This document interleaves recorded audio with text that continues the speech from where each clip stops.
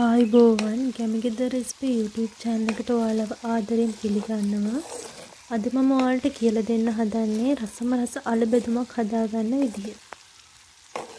මෙතන අල ග්‍රෑම් 250ක් විතර තියෙනවා. අල ටික හොඳට සුද්ධ කරලා මේ වගේ පුංචි කෑලි වලට කපා ගන්න ඕනේ.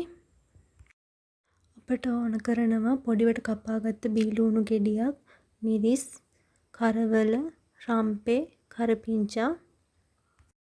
මුලින්ම අපි කෑලි කපාගත් අලයකට කහ තේ හැඳි කාලා ලුණු තේ හැඳි භාගයක් එකතු කරගන්නවා. ඊට පස්සේ අපි ඒක හොඳට මිශ්‍ර කරගන්න ඕනේ. අපි දැන් අලයක පැත්තකින් තියලා භාජනයක් ලිපේ තියාගමු. රත් වෙච්ච භාජනයට අපි තෙල් මේස හැඳි දෙකක් විතර එකතු කරගන්නවා. තෙල් එක රත් වීගෙන ඉඳි අපි එකතු කරගන්නවා මුලින්ම කපාගත්ත බීලුණු ගෙඩිය, රම්පේ, කරපිංචා. රන්වන් පාට වෙනකන් අපි මේ ටික දැක ගන්න ඕනේ.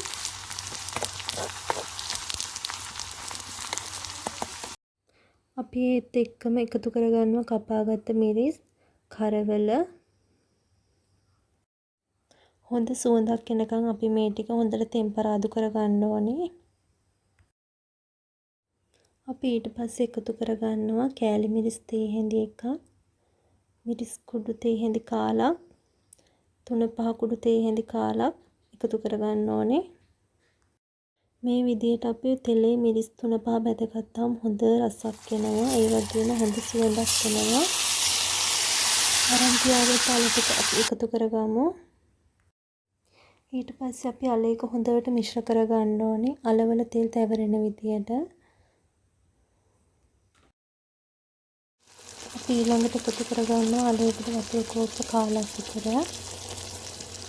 ඊට පස්සේ අල එක වහලා හොඳින් තැම්බෙනකන් උයා ගන්න. මේ විනාඩි 10කට පස්සේ ඔයාලට පේනවා හොඳට අල එක තැම්බිලා තියෙනවා. හොඳ සුවඳක් එනවා. ඒ වගේමයි හරිම රසවත්. මේ විදිහට හදාගත්ත අල තෙම්පරාදුවක් බත් එකකට බඳින්න පුළුවන්. හරිම රසවත්. මේ විදිහට ඔයත් අල තෙම්පරාදුවක් හදා රස බලලා අපිට යටින් කමෙන්ට් එකකුත් දාගෙන යන්න. ඒ වගේමයි අපේ මේ වගේ වීඩියෝ බලනවා දිගින් දිගටම කැමති නම් අපේ subscribe කරලා තියාගන්න.